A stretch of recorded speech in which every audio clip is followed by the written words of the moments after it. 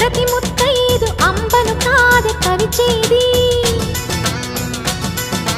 తన మదిలోని కలకలనన్ని అమ్మలకేగ తెలిపేది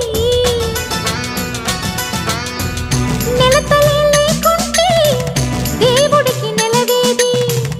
భక్తులే రాకుంటే గుడికి ఇక వెలుగేది దయతోటి కుంకుమ పూలు అక్షింతలు మనమంతా ఇవ్వాలి తన తాళి నిలపాలి తాళి కాచి ముత్తైదా